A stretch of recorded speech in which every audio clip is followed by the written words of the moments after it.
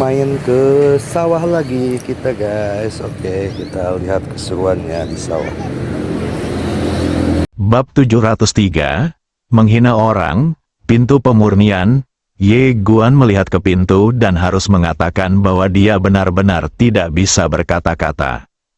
Jelas sekali, pintu ini dibangun di tempat nenek moyang ini untuk mencegah masuknya orang luar, dan orang luar dianggap sebagai orang yang lebih rendah oleh mereka. Dia belum pernah melihat balapan yang begitu membanggakan. Kali ini, wanita itu berkata lagi, "Kemarilah."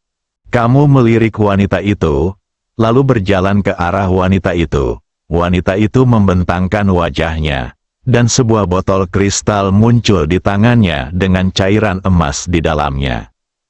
Wanita itu berkata dengan tenang, "Ini adalah air suci. Ini dapat meningkatkan garis keturunan Anda dan memudahkan Anda." Karena itu, dia menuangkan setetes dan menyerahkannya kepada Ye Guan. "Minum." Kamu melirik setetes air suci dan menelannya tanpa berpikir terlalu banyak. Pada saat ini, wanita itu tiba-tiba berkata dengan suara yang dalam, "Anda mungkin merasa sedikit tidak nyaman pada awalnya karena garis keturunan Anda rendah dan sulit untuk menahan energi air suci ini. Oleh karena itu, Anda mungkin merasa tubuh Anda bergerak-gerak, akan meledak nanti." Berbicara tentang ini, dia tiba-tiba mengerutkan kening karena dia menemukan bahwa pemuda di depannya tidak bereaksi sama sekali setelah meminum air suci. Wajah wanita itu penuh keraguan. "Kamu?" Ye Guan berkata dengan tenang, "Ada apa?" Wanita itu berkata dengan suara yang dalam, "Pernahkah kamu merasakan darah di tubuhmu mendidih dan terbakar?" Ye Guan menggelengkan kepalanya. Tidak ada pergerakan di antara ketiga garis keturunan tersebut. Wanita itu mengerutkan kening, dan dia mengambil setetes air suci lagi dan menyerahkannya kepada Ye Guan. "Coba lagi." Ye Guan tidak banyak bicara dan hanya menerimanya. Wanita itu hanya menatap Ye Guan, tapi Ye Guan masih tidak bereaksi.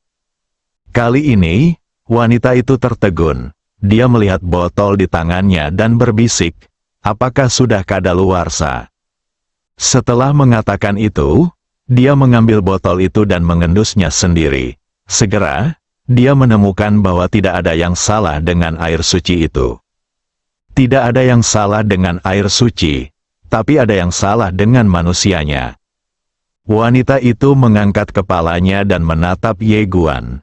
"Garis keturunanmu sangat rendah, bahkan air suci pun tidak berfungsi." Ye Guan terdiam dan berjalan langsung menuju pintu pemurnian tanpa menjelaskan apapun. Melihat ini, wanita itu buru-buru berkata, "Jika garis keturunanmu terlalu rendah, itu akan dimurnikan melalui pintu ini. Kamu..." Saat ini, Ye Guan sudah masuk ke pintu pemurnian. Pintu pemurnian tidak merespon sama sekali. Melihat pemandangan tersebut, wanita itu langsung membeku di tempat. Pada saat ini, King Dai di samping tiba-tiba tidak bisa menahan diri untuk tidak berkata, "Apakah ada kemungkinan garis keturunannya tidak terlalu rendah, tetapi terlalu tinggi, jadi air sucimu tidak berguna?" Setelah mengatakan itu, dia masuk ke pintu pemurnian. Di tempat itu, wanita itu tampak bingung. Setelah memasuki pintu pemurnian, Ye Guan sampai di langit berbintang yang luas. Dan di belakangnya, King Dai mengikuti dari dekat. Ye Guan melihat ke kejauhan. Di ujung pandangannya, samar-samar terlihat sebuah kota besar yang ditangguhkan, dan di atas kota raksasa yang ditangguhkan itu, samar-samar terlihat beberapa bintang mini yang mengelilinginya. Saat ini, wanita itu datang. Dia melirik ke arah Ye Guan dan kemudian berkata, "Kamu berasal dari garis keturunan apa?" Ye Guan berkata dengan tenang, "Garis keturunan tingkat rendah tidak layak untuk disebutkan." Alis wanita itu tiba-tiba mengerut. Ye Guan tiba-tiba berkata, "Nak, tahukah kamu kuil Roh Kudus?" Wanita itu berkata dengan tenang, "Bagaimana menurut Anda?"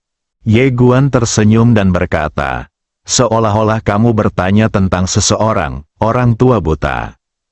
Wanita itu tiba-tiba menjadi marah dan berkata, "Sungguh keterlaluan." Ye Guan tercengang. Wanita itu menatap Ye Guan dengan tajam. "Beraninya kamu, orang luar, menghina Tuan Zi." Ye Guan mengerutkan kening. "Tuan yang bijaksana." Wanita itu ingin marah, tetapi kemudian dia berpikir lagi dan berkata, "Bagaimana kamu bisa mengenal Tuan yang bijak?" Ye Guan tersenyum dan berkata, "Salah satu saudara perempuanku memintaku untuk datang kepadanya. Bisakah gadis itu membawaku menemuinya?" Wanita itu menatap Ye Guan dan tidak berkata apa-apa. Ye Guan menghela nafas dalam hatinya. Ia merasa sangat sulit untuk datang ke tempat ini dan menjalin interaksi bersahabat dengan orang-orang di sini. Dia sekarang bersimpati pada Senyi saat itu, ketika Tuhan datang ke sini untuk mengejar orang suci di sini. Bisa dibayangkan perlakuan seperti apa yang harus dia terima. Memikirkan hal ini, Ye Guan tidak bisa menahan diri untuk tidak menggelengkan kepalanya dan tersenyum. Saat ini, King Dai tiba-tiba berkata, "Nak, bisakah kita menemui guru bijak ini dulu?" Wanita itu melirik ke arah King Dai, lalu berkata, "Mengapa kamu kehilangan ingatan?" King Dai menggelengkan kepalanya, "Saya tidak tahu."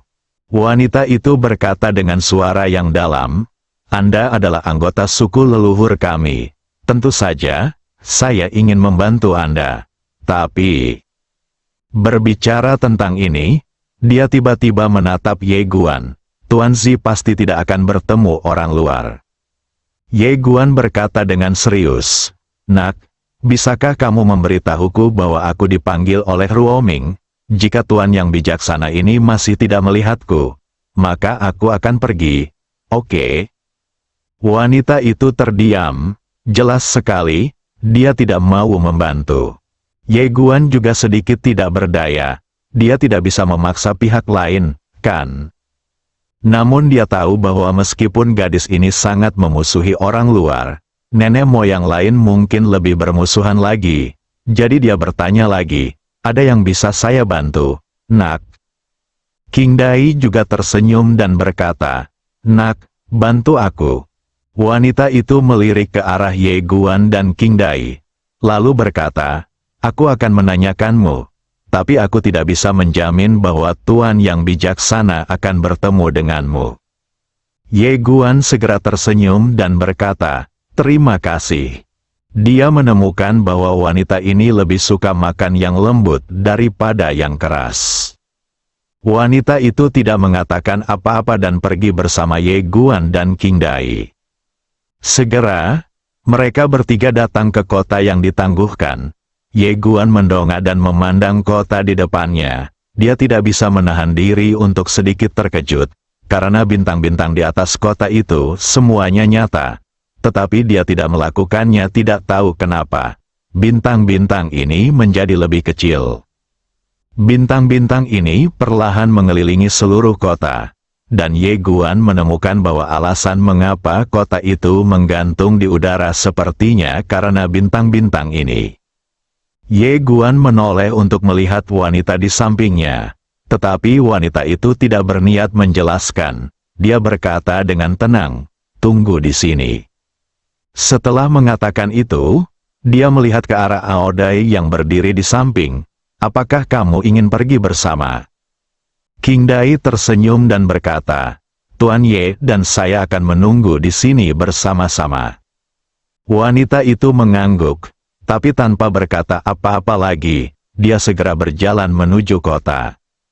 Ye Guan tiba-tiba tertawa dan berkata, "Saudari Ruo berkata sebelumnya bahwa gadis-gadis King Dai tidak seperti ini sebelumnya. Aku sedang berpikir." King Dai tersenyum dan berkata, "Apakah kamu berpikir apakah aku sama bangganya dengan gadis ini sebelumnya?" Ye Guan berkedip dan tidak berkata apa-apa. King Dai berkata dengan lembut, "Seharusnya begitu." Saat dia mengatakan itu, dia tiba-tiba menoleh ke arah Ye Guan. Apakah Tuan Ye menganggapnya lucu? Ye Guan sedikit bingung. Bagaimana kamu mengatakan itu?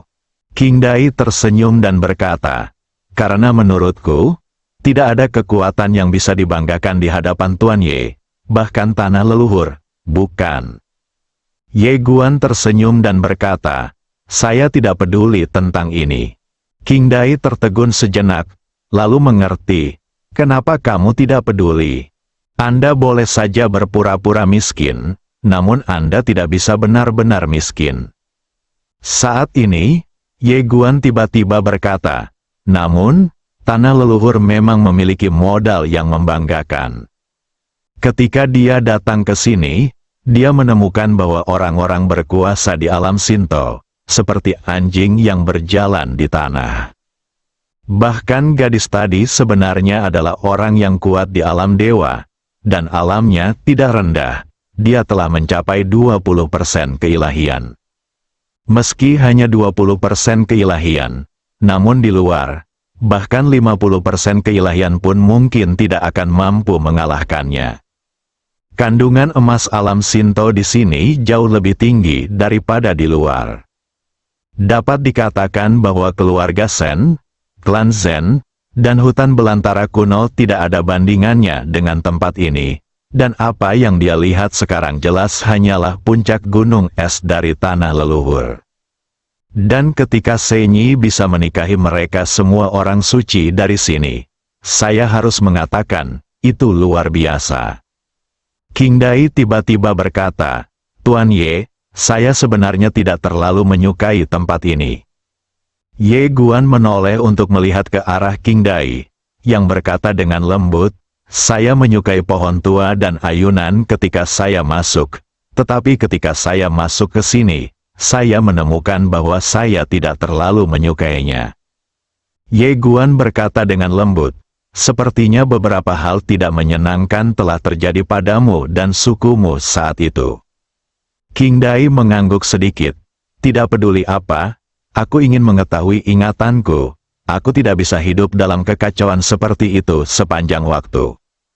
Ye Guan tersenyum dan berkata, tetapi intuisiku memberitahuku bahwa alasan mengapa kamu menyegel ingatanmu adalah karena kamu tidak ingin memikirkan hal-hal tertentu. King Dai terdiam. Ye Guan menambahkan, namun, setelah bertahun-tahun, bahkan jika kamu tidak senang dengan berbagai hal, kamu harus bisa melepaskannya.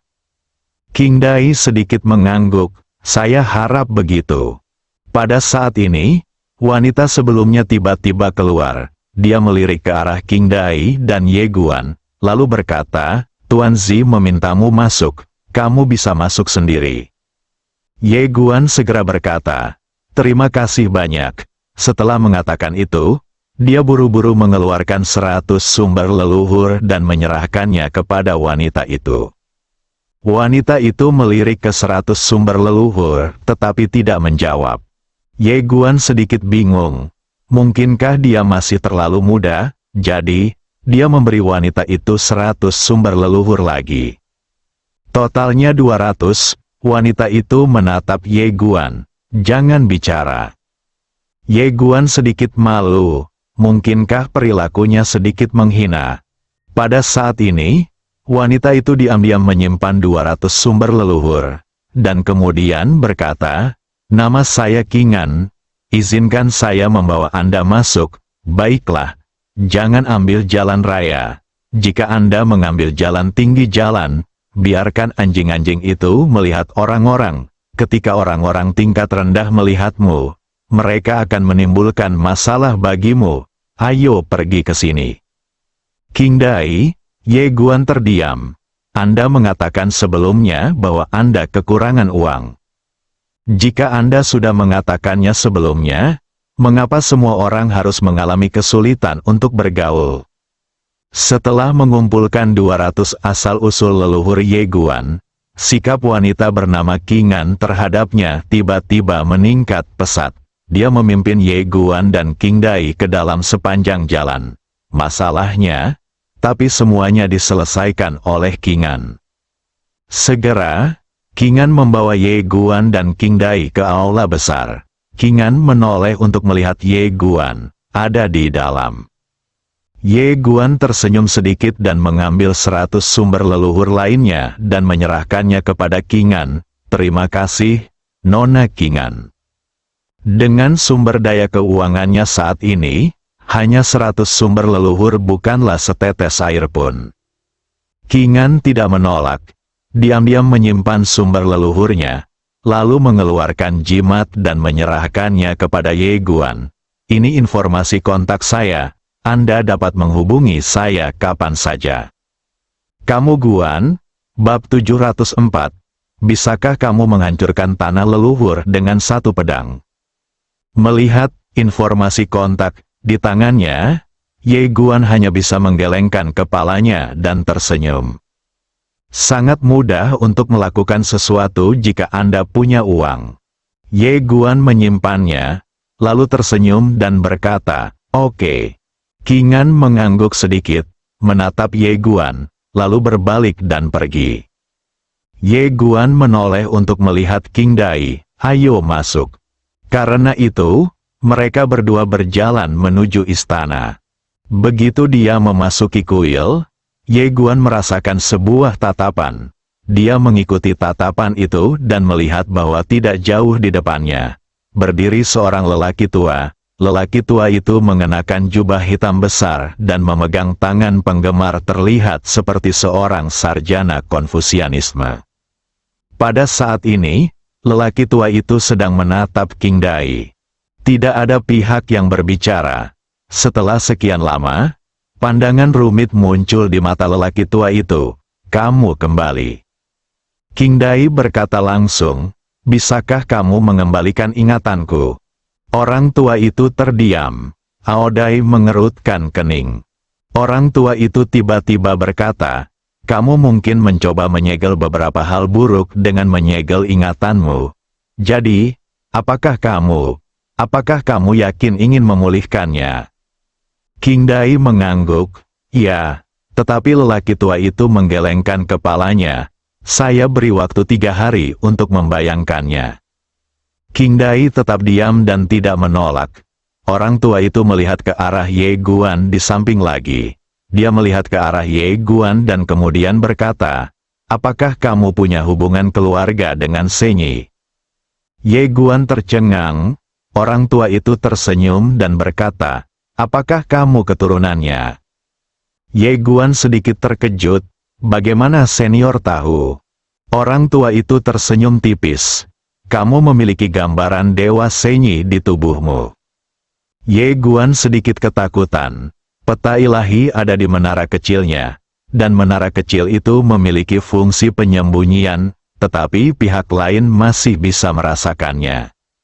Sepertinya peta harus dipromosikan. Orang tua itu bertanya lagi, "Bolehkah dia dibunuh?" Ye Guan ragu-ragu sejenak, lalu berkata, "Saudari Ruo tidak terlalu baik." Orang tua itu memandang Ye Guan, "Saudari Ruo." Ye Guan mengangguk, "Ya, dia mengenaliku sebagai adik laki-lakinya." Mendengar ini, mata lelaki tua itu tiba-tiba menjadi lebih lembut. Ye Guan juga menemukan adegan ini, jadi dia bertanya, "Senior dan kakak Ruo?" Orang tua itu tersenyum dan berkata, "Saya ayahnya." Ye Guan tercengang. King Dai juga tercengang. Wajah Ye Guan dipenuhi keheranan.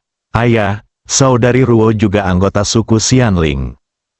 Orang tua itu mengangguk sedikit.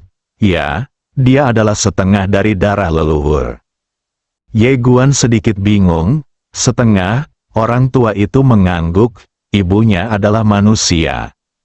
Ye Guan terdiam. Sejujurnya, dia terkejut karena dia tidak menyangka Sister Ruo berasal dari suku Xianling. Orang tua itu tiba-tiba berkata, "Awalnya, aku mengira kamu adalah miliknya." Pada titik ini, dia tiba-tiba berhenti. Melihat ekspresi lelaki tua itu, Ye Guan segera mengerti bahwa dia sedikit tercengang. "Aku sebenarnya hanyalah adik laki-laki yang dia kenal. Mengapa senior berpikir seperti itu?" Orang tua itu terkekeh dan berkata, "Karena dia selalu membenciku. Meskipun dia dipenjara di sana, dia tidak pernah berbicara denganku. Tapi dia memintamu untuk datang kepadaku untukmu." Ye Guan terdiam. Hatiku cukup rumit. Orang tua itu menambahkan, "Jelas dia peduli padamu. Jika tidak, dia tidak akan membiarkanmu datang kepadaku." "Ye Guandao, senior, mengapa kamu menguncinya di sana?" Tapi lelaki tua itu menggelengkan kepalanya, "Bukan aku, ini Xianling Fa." Ye Guan mengerutkan kening. Metode Xianling, orang tua itu mengangguk sedikit. Para leluhur tidak diperbolehkan menikah dengan orang luar. Siapapun yang melanggar ini akan dihukum mati. Karena saya kenal dengan Raja Roh Peradilan yang bertanggung jawab atas hukuman.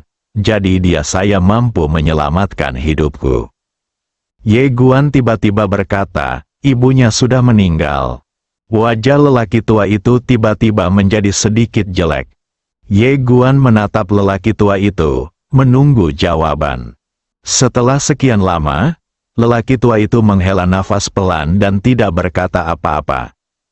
Alis Ye Guan mengerutkan kening dalam-dalam. Dalam sekejap, semua perasaan baik terhadap lelaki tua di depannya lenyap. Lelaki tua itu berkata dengan lembut, "Aku tahu dia membenciku karena tidak melindungi ibunya dengan baik, dan tidak mampu melindunginya." Ye Guandao, jadi, metode roh leluhurlah yang menjebak saudari Ruo sekarang, dan bukan yang lainnya. Orang tua itu mengangguk. Ye Guan terdiam. Pantas saja Ruo Jie tidak mengizinkannya membantu. Jika dia membantu, itu jelas akan menyinggung tanah leluhur, dan dia takut dia akan mendapat masalah besar. Memikirkan hal ini, Ye Guan hanya bisa menghela nafas dalam hatinya. Dia mengerutkan kening seolah memikirkan sesuatu.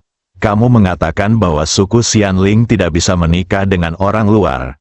Apa yang dikatakan Senyi? Terlebih lagi, dia menikahi putri sucimu." Saya telah berbicara dengan Ruoming sebelumnya dan menemukan bahwa status orang suci ini di antara para leluhur sangat tinggi. Orang tua itu berkata dengan tenang, "Karena Senyi sangat kuat. Dia mengalahkan semua orang kuat di klan kita, jadi klan kita membuat pengecualian untuknya." Ye Guan tiba-tiba tertawa, karena dia sudah menebaknya. Orang tua itu berkata, "Saya tahu, Anda mengira saya tidak kompeten." Ye Guan menggelengkan kepalanya, "Senior, kamu terlalu banyak berpikir. Apa yang kamu lakukan tidak ada hubungannya denganku. Dan aku tidak memenuhi syarat untuk berkomentar apapun tentangmu. Lagi pula, aku tidak tahu keseluruhan cerita tentang apa yang terjadi di masa lalu. Kemudian, jika kami tidak mengetahui keseluruhan cerita, kami tidak akan berkomentar." Namun, dia diam-diam memutuskan untuk mencari cara untuk menyelamatkan Sister Ruo. Tentu saja, dia tidak bisa main-main. Kali ini, dia siap mengakalinya. Dia tidak ingin membunuh sepenuhnya. Mendengar kata-kata Ye Guan, jejak keterkejutan muncul di mata lelaki tua itu. Pada saat ini, dia mendapat penilaian baru terhadap pemuda di depannya. Ye Guan tiba-tiba bertanya, "Senior, jika kakak memintaku untuk datang kepadamu, dia mungkin ingin kamu melindungiku, kan?" Orang tua itu mengangguk. Ye Guan tersenyum, lalu menoleh ke arah King Dai di sampingnya. "Kalau begitu mari kita pikirkan dulu, lalu lihat apakah kita ingin memulihkan ingatan kita. Bagaimana menurutmu?" King Dai mengangguk. "Oke." Ye Dian mengangguk, lalu berjalan keluar bersama King Dai. Saat ini, lelaki tua itu tiba-tiba berkata, "Jangan berlarian, agar tidak menimbulkan masalah yang tidak perlu." Ye Guan tidak menjawab dan mengikuti King Dai keluar dari kuil orang dahulu. Melihat Ye Guan pergi, lelaki tua itu berpikir dan tidak tahu apa yang dia pikirkan. Ye Guan dan King Dai langsung meninggalkan tanah leluhur, dan mereka kembali ke pohon kuno di pintu masuk. Ye Guan sedang duduk di depan pohon tua itu. Dia mendongak dan melihat langit penuh bintang dan sangat indah. King Dai berjalan ke ayunan, duduk di atasnya, dan sedikit bergoyang. Setelah beberapa saat, King Dai berkata dengan lembut, "Sebenarnya, saya dapat merasakan bahwa jika ingatan saya kembali, saya akan menyesalinya." Ye Guan memandang King Dai, "Apakah kamu akan menyesalinya?" Aodai mengangguk, "Ye Guandao, tapi kamu masih harus memulihkan ingatanmu, kan?" King Dai menoleh untuk melihat Ye Guan, tersenyum dan berkata, "Ya." Ye Guan mengangguk sedikit, "Aku mengerti. Tidak ada seorang pun yang ingin menjalani kehidupan yang penuh kebingungan." King Dai tersenyum dan berkata, "Benar, meskipun masa lalu sangat menyakitkan, saya tetap ingin memahaminya dan tidak ingin menjalani seluruh hidup saya dalam kebingungan seperti itu." Ye Guan tersenyum dan berkata, "Kalau begitu, ayo kita cari dia sekarang." King Dai menggelengkan kepalanya, "Tunggu sebentar." Ye Guan bertanya, "Kenapa?" King Dai tiba-tiba berkata, "Jika ingatanku kembali, apakah kita akan tetap berteman?" Ye Guandao, "Itu tergantung kamu." King Dai terdiam dan sedikit menundukkan kepalanya. Ye Guan tersenyum dan berkata, "Apakah kamu takut menjadi orang lain?" King Dai berkata dengan lembut, "Itu pasti akan berubah.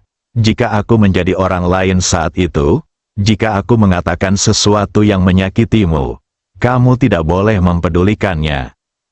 Ye Guan terdiam. King Dai memandang Ye Guan, menunggu jawaban. Ye Guan berkata dengan serius, "Bagaimana jika kata-katamu sangat menyakitkan?" King Dai berkedip, "Kamu hanya harus menanggungnya."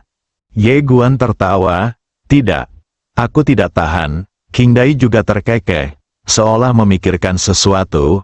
Dia tiba-tiba mengeluarkan liontin giok dan menyerahkannya kepada Ye Guan. "Ini dia." Ye Guan sedikit penasaran, "Apa ini?"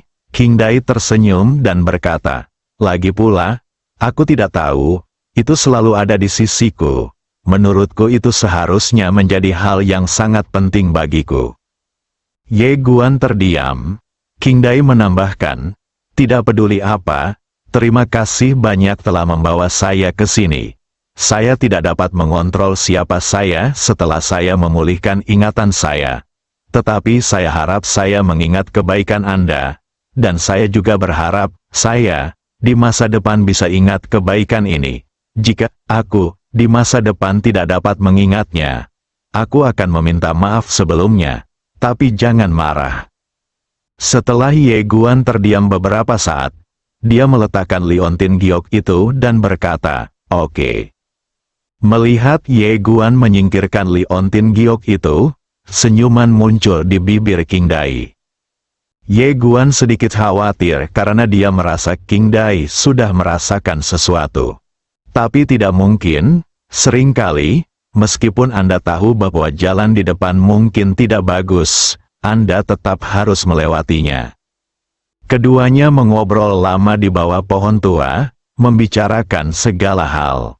"Tuan Ye, Anda bilang Anda dibesarkan di lingkungan bebas, dan keluarga Anda adalah lingkungan bebas. Apakah ini tradisi keluarga yangmu? Haha. Bibimu itu sangat berbahaya." Bibi dengan rok polos, dia memiliki temperamen yang baik. "Apakah menurutmu dia bisa menghancurkan tanah leluhur dengan satu pedang?" "Yah, aku tidak begitu yakin tentang ini. Tapi jika ada kesempatan, aku bisa membiarkan dia mencobanya." Hari kedua, Ye Guan dan King Dai datang ke kuil Roh Kudus lagi. Zizi memandang King Dai di depannya, "Apakah kamu yakin?" Aodai mengangguk. Guru bijak itu mengangguk sedikit, lalu membuka telapak tangannya, dan sebuah jimat perlahan melayang keluar dari telapak tangannya. "Mantra yang kamu gunakan untuk menyegel dirimu disebut metode melupakan. Aku akan mengangkat mantra ini untukmu sekarang. Jangan melawan. King Dai mengangguk.